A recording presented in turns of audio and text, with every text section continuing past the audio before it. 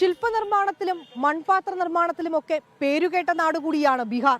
പട്നയിലേക്ക് എത്തുമ്പോൾ റോഡരികിൽ ഇങ്ങനെ നിരത്തി വെച്ചിരിക്കുകയാണ് അടുപ്പുകൾ. ഛത് പൂജയോടനുബന്ധിച്ചാണ് ഈ അടുപ്പ് നിർമ്മാണം പുരോഗമിക്കുന്നത്. സ്ത്രീകളാണ് ഈ അടുപ്പുകൾ നിർമ്മിക്കുന്നതും വിൽപ്പന നടത്തുന്നതും.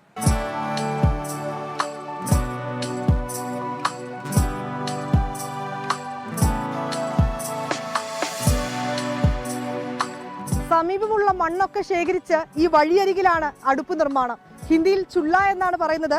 200 രൂപയാണ് ഒന്നിന്റെ വില എന്നാണ് അവർ പറയുന്നത്. സ്ത്രീകളാണ് ഇതിന് നേതൃത്വം നൽകുന്നതും ഈ അടുപ്പ് വിൽപ്പന നടത്തുന്നതും ഒക്കെ. ദീദി കൈസ चूल्हा ये मट्टी मोल लाते हैं, मट्टी ला के कुट्टी लाते हैं, मोल मेहनत चूल्हा बनाते हैं तो व्यापारी के देते हैं। साल में एक बार बनता है और कुछ 40 रुपया 50 रुपया में चूल्हा बिकता है।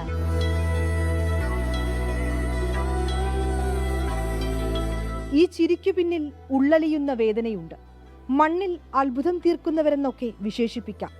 എന്നാൽ ഈ മണ്ണ് ജീവിതമാക്കിയ മനുഷ്യരാണ്. മണ്ണ് കുഴച്ചവർ അടുപ്പ് നിർമ്മിക്കുകയാണ്. വിശപ്പിന്റെ രാഷ്ട്രീയമാണ് പറയാനുള്ളത്. പാവപ്പെട്ടവരുടെ ജീവിതം ദുരിതമാണത്രേ. गरीब लोग के देखने नहीं मांग रहा है, रोड पर रहते हैं, झोपड़ी कबाड़ देता है तो कहाँ रहेंगे? हमनी के घर अधूरा जगह जमीन नहीं है।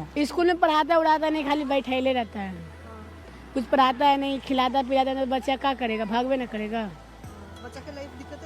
तब बहुत दिक्कत है, कोई पढ़ा वाले घर में नहीं जाता। കുട്ടികൾ സ്കൂളിൽ പോകുന്നില്ല. അടിസ്ഥാന സൗകര്യങ്ങളില്ല. ടാർപോളിയൻ വലിച്ചുകെട്ടിയ കൂരകൾക്ക് താഴെ കഴിയുന്ന ജീവിതങ്ങൾ. മാറിവരുന്ന രാഷ്ട്രീയത്തിൽ വിശ്വാസവും പ്രതീക്ഷയും നഷ്ടമായവർ. खाने के लिए, पानी के लिए, सोने के लिए, रहने के लिए जगह ना है, गरीब भूख मर रहा है।